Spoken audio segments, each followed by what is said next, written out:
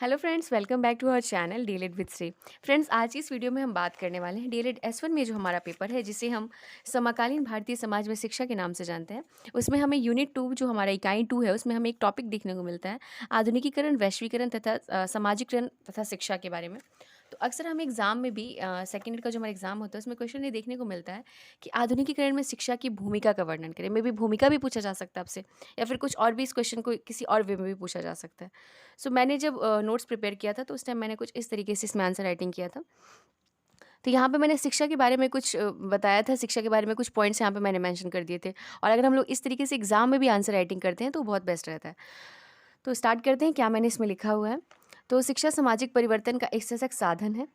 And शिक्षा विभिन्न साधनों द्वारा सामाजिक परिवर्तन लाती है, और इस सामाजिक परिवर्तन के फलस्वरूप आधुनिकीकरण का प्रादुर्भाव होता है। अतः सामाजिक परिवर्तन हेतु प्रेरणा का माध्यम सृजित होता है। तो ये हमारा शिक्षा के बारे में कुछ पॉइंट हो गया। नेक्स्ट यहाँ पे कि कोठारी कमीशन जो आई थी, उसने उन्होंने क्या कहा था इस बारे में, आधुनिकीकरण के बारे में। तो यहाँ पे कि कोठारी कमीशन 1964-66 ने आधुनिकीकरण के ऊपर बल दिया था तथा शिक्षा को इसका प्रमुख साधन माना था। कमीशन के अनुसार अगर देश को सशक्त बनाना है तो आधुनिकीकरण को अपनाना होगा, तभी भारत एक विशाल आधुनिक प्रजातांत्रिक राष्ट्र बन सकेगा। 1986 में इसके बारे में कहा गया था। प्रधानमंत्री श्री राजीव गांधी ने भी नई शिक्षा नीति में आधुनिकीकरण को महत्व दिया था। और यहाँ पे कुछ पॉइंट्स जो है वो उसमें थे, उसके बारे में मैंने लिखा है। शिक्षा के द्वारा वैज्ञानिक दृष्टिकोण का विकास होता है, जो आधुनिकीकरण का साधन है। शिक्षा से ही नवीनतम जानकारी प्राप्त होगा, जो आधुनिकीकरण में सहायक है। एंड शिक्षा व्यापक दृष्टिकोण विकास करने में सहायक होता है और सहायता करता है, जिससे आधुनिकीकरण अपनाने में आसानी होती है। आधुनिकीकरण को सही से अपनाने के लिए कुशल नेता का होना आवश्यक है, और इसके लिए शिक्षा एकमात्र साधन है।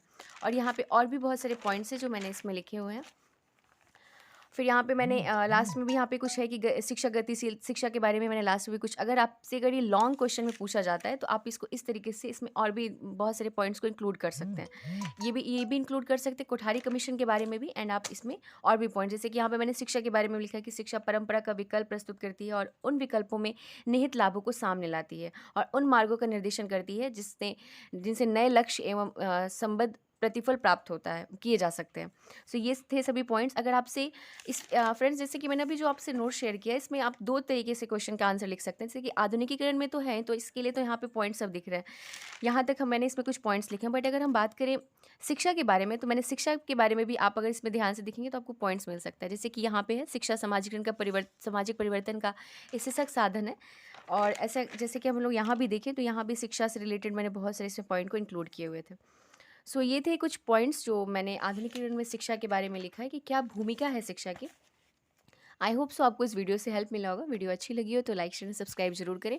और हाँ, मैं वैश्वीकरण के बारे में भी, अगर हमसे एग्जाम में कुछ क्वेश्चन देखने को मिलता है कि वैश्वीकरण में शिक्षा की क्या भूमिका है, तो आई विल ट्राई कि मैं नेक्स्ट वीडियो में वैश्वीकरण में शिक्षा की क्या भूमिका है, इस पर भी आप लोगों के साथ जो मैंने नोट्स प्रिपेयर किया है वो मैं शेयर करूँ। सो मिलते हैं नेक्स्ट वीडियो में। वीडियो अच्छी लगी हो तो लाइक शेयर सब्सक्राइब जरूर करें।